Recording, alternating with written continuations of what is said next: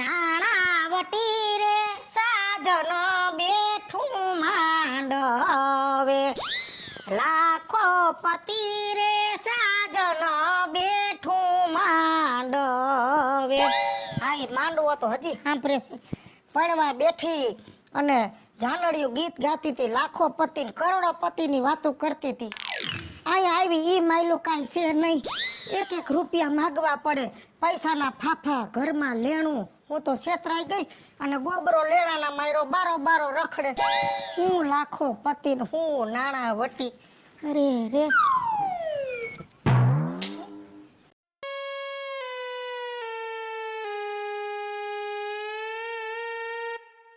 ગાડી આવી, ગાડી માથે તો કોક શેઠિયો છે. સફારી પહેરી છે ને હાથમાં ઠેલો છે ને મારી ઘરે આવતો હોય છે. અહીંયા તો કોઈ દી કોઈ કારો કૂતરોય નથી આવતો. આ કોણ આવ્યું જોવું જો હે, કોણ છે?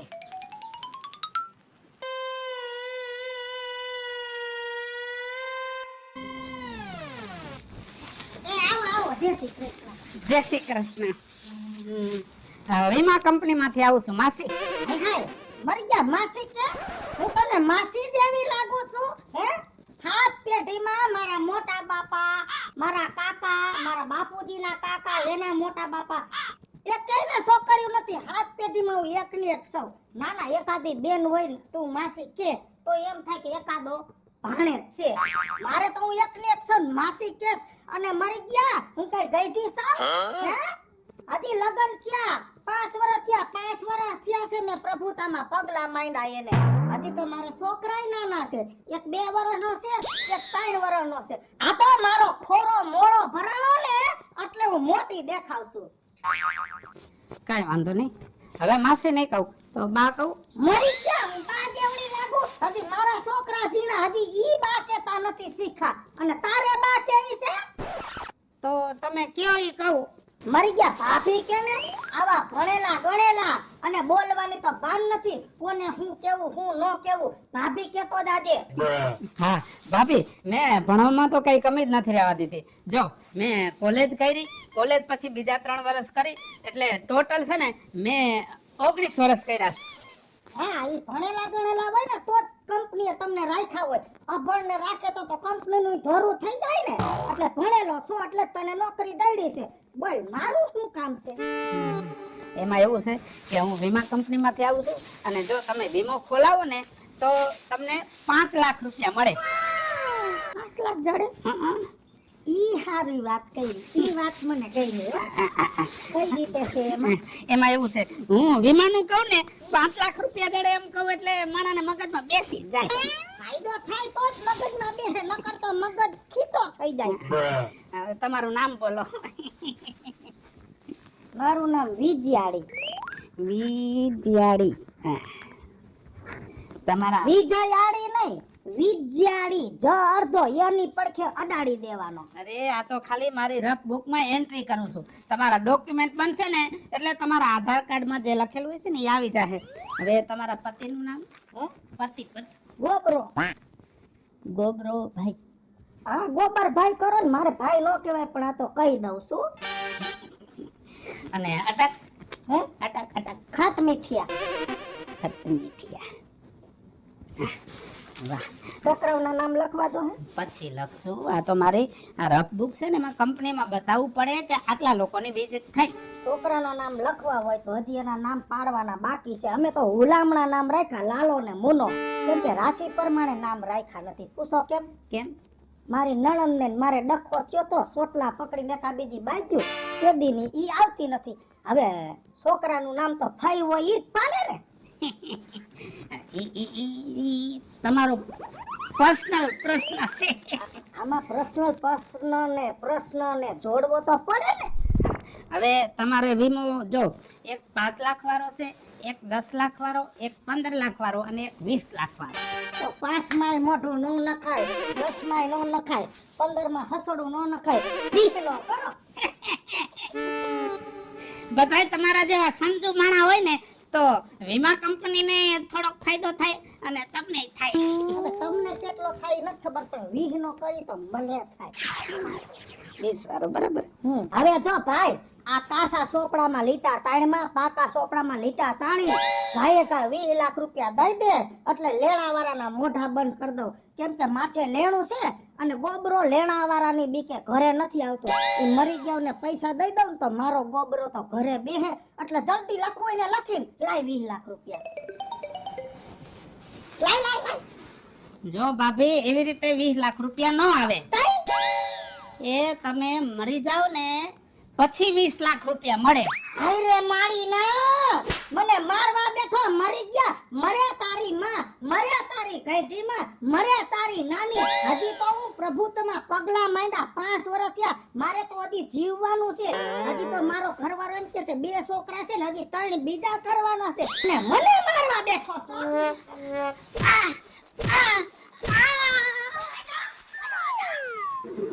મને મારવા બેઠો લે આ તમારું રોજનું થઈ ગયું રહી હુવા નથી દેતા પંખા બંધ કરી દે લે અરે મારે હું ક્યાં હવે હું હુઈ જાઉં મને ઉઠાડતા નહીં કહી દઉં હા હાઈલા એવા ઉઠાડવા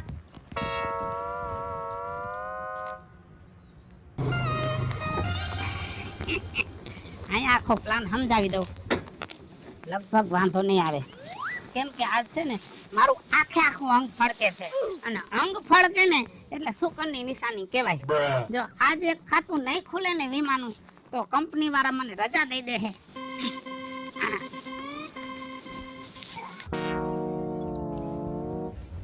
હા એક્ટિવા નક્કી એને કોક મહેમાન આવ્યું હોય છે એક તો મારા રાતના ઉજાગરા હે આ નક્કી મારી નીંદર એને બગડવાની હે ગુડ મોર્નિંગ. હા સુપ્રભાત બોલો હું આવ્યા એકચ્યુઅલી હું વીમા કંપનીમાંથી આવું છું. તો એમાં મને હું ફાયદો નિરાત રાખો તમે વીમો ખોલાવશો તો તમને ફાયદો થશે. અરે એક તો મારી નીંદર પૂરી ન થાય અને તમે વીમાની દ્યો હો બોલો હાલો હું ફાયદો થાય જો એમાં એવું છે તમે જો વીમાની પોલિસી ખોલાવો ને તો તમને 5 લાખ વાળી ખોલાવો તો 5 લાખ મળે 10 લાખ વાળી ખોલાવો તો 10 લાખ રૂપિયા મળે. તો કેવી રીતે મળે ને ફટાફટ કેવા માંડ મારા ભાઈ મને એને નીંદર આવે છે. જો તમે પોલિસી ખોલાવો અને પછી જો તમે ગુજરી જાઓ તો તમને પૈસા મળે. તો મરી જવાની વાત કરે મારું આખું ખાનદાન રહ્યું ને એ બધા એમ કે તું મરી જા તોય હું નથી મર્યો અને સાંભળ એક દી તો મારા બાપા વાહે દોડ્યા ને ધોકો લઈને અને માથામાં હે ને 4-5 ધોકા નાખ્યા ને તોય ન મર્યો હું બીજું બોલ સાંભળો એમાં એવું છે કે તમે ખેતીવાડીનું કામ કરો છો અને ટ્રેક્ટર લઈને વાડીમાં ગયા અને ટ્રેક્ટર ઊંધું પડી ગયું અને તમે ગુજરી ગયા તો અરે મારા ભાઈ મારા આગળ એને સાયકલ ના પૈસા નથી હું હાવ લુખે છું તો ટ્રેક્ટર ક્યાંથી લઉં તો એમાં મરવાની વાત ક્યાંથી આવે કે કાંઈ વાંધો નહીં. એમાં એવું છે કે માની લો તમારા આગળ પૈસા નથી અત્યારે તમે ખેંચાઈ ગયેલા છો પણ એનાય રસ્તા હોય તમારે ઓચિતાનું કંઈક કામ આવી ગયું અને બાજુવાળાની 4 વ્હીલ માંગીને તમે જાતા હોય અને રસ્તામાં ક્યાંક એક્સિડન્ટ થઈ ગયું તો અરે હે ને બાજુવાળાનું નામ ન લેતો 10 વર્ષથી અમે બોલતા નથી અને એવા બાઈ જાતા ને કે હેને એકબીજાના હેને ખોપરિયું તોડી નાખી હા બોલતો નહીં તું કાંઈ વાંધો નહીં બાજુવાળાની 4 વ્હીલ નથી લેવી. હવે તમે હાયલા જાઓ છો અને તમારા નસીબ ખુલી ગયા અને તમને રૂપિયાનો થેલો મળી ગયો અને મોટી બધી સ્કોર્પિયો લીધી અને સ્કોર્પિયો લઈને તમે જાતા હોય અને ક્યાંક નાલામાં ગરી ગયા અને તમે ગુજરી ગયા તો તમારા નસીબ ખુલી જાય કે નહીં? અરે નસીબની તો વાત જ કેમાં મારો જન્મ થયો ને ત્યારે જ દા કીધું તું કે તું હેને નસીબ ફૂટલો હો અને જેના નસીબ ફૂટેલા હોય એના નસીબ ફૂલે ખરા. હવે આમાં તું જ કે મારા બા હાચા કે તું હાચો કાંઈ વાંધો નહીં એનોય મારી પાસે રસ્તો છે મારી વાત સાંભળો. હવે હે ને એક શબ્દ નો બોલતો તું અહીંથી જે હું આવ્યો ને એવો પાછો જા ને મને હુવા દે આ ધંધી ના કરો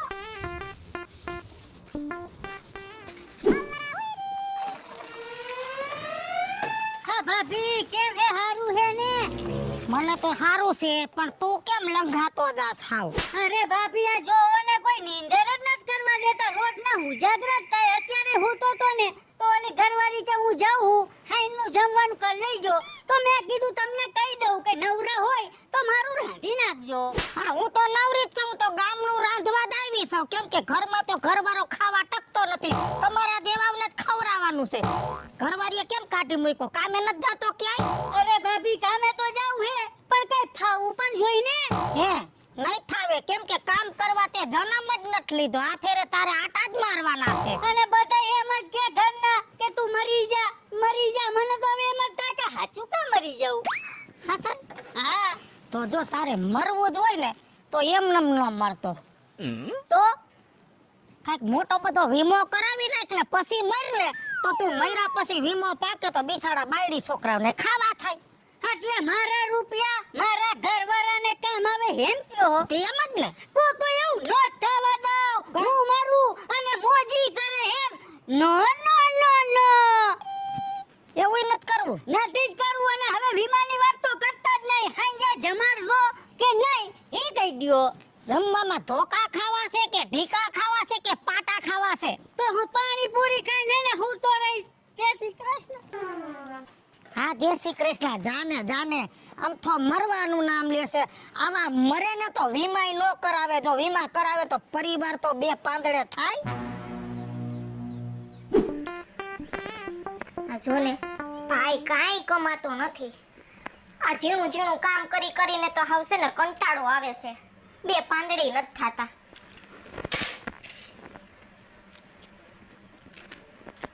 એ તો 100 રૂપિયાનું જ કામ થયું છે, હાઈ થાય ને તો 200 રૂપિયાનું કામ કરી નાખું છું મારે.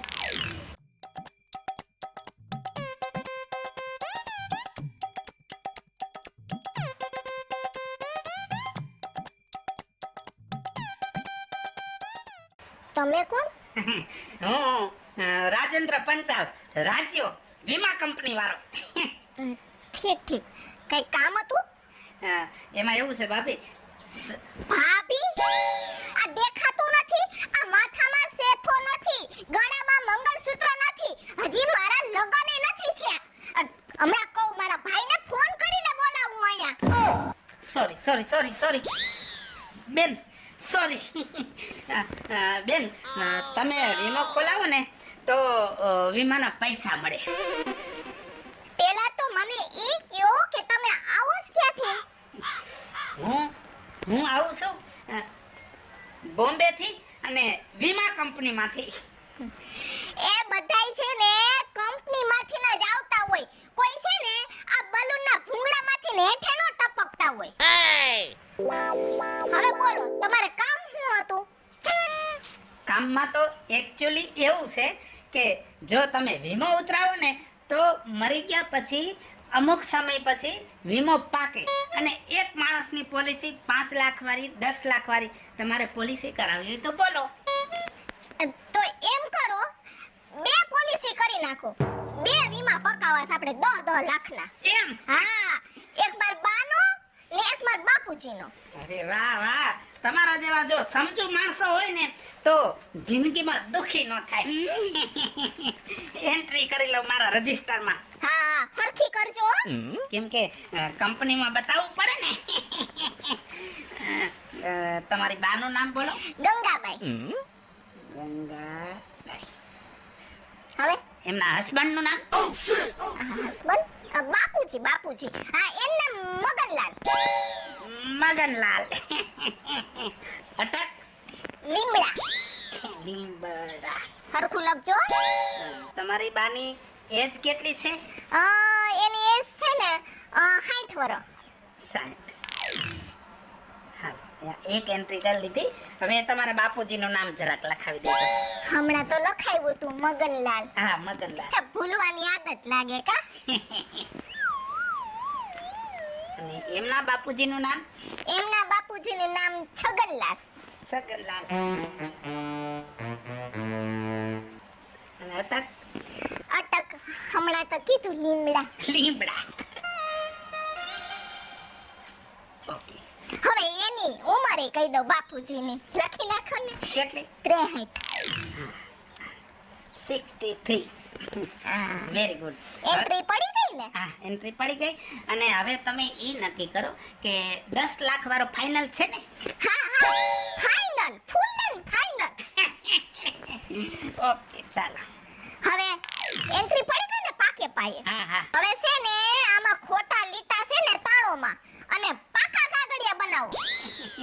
અરે પાકા કાગળિયા કરી દઈશ, પણ છે ને પેલા તમારા બા અને બાપુજીને બોલાવવા પડશે, કેમ કે એમની સહીઓ કરવી પડશે, એમના ફોટા પાડવા પડશે, એના મેડિકલ ચેકઅપ કરાવવા પડશે. હવે એમાં હું હવે મારા બા બાપુજીનું કામ છે, ખોટી હું લપ કરો છો? પાકા કાગળિયા બનાવીને અને લાવો 20 લાખ રૂપિયા એટલે મારા લગ્નની તૈયારી કરું. એમ વીમો નો પાકે. તમારા બા બાપુજી મરી જાય ને પછી વીમો પાકે. એ મારા બા બાપુજી મરી ગયા છે ને એટલે 20 લાખ રૂપિયા માંગુ છું. અરે મરી ગયેલાનો વીમો ન થાય. કેમ? ઉભા રહ્યો, જીવતાના તો વીમા પાકશે ને? મને એવું લાગે છે કે આ છોકરી રહીને એ વીમાનું ખાતું ખોલાવશે. આ ક્યાં ભાગી ગયો? આજ ભાગી ગયો, બાકી આજ છે ને એનો હું વીમો પકાવી દેત.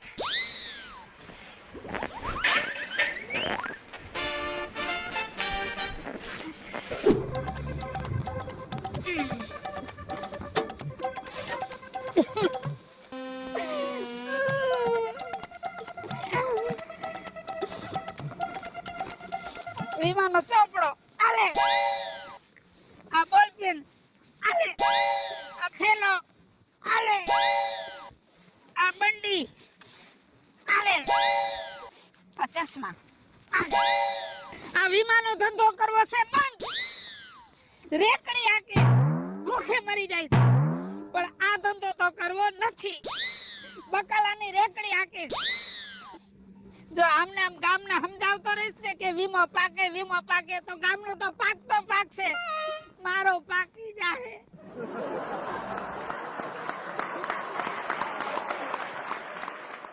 હાલો મિત્રો, હું છું ધનસુખ ભંડેરી ઉર્ફે વિજયાડી. હાલો મિત્રો, હું છું રાજેન્દ્ર પંચાલ ઉર્ફે રાજ્યો.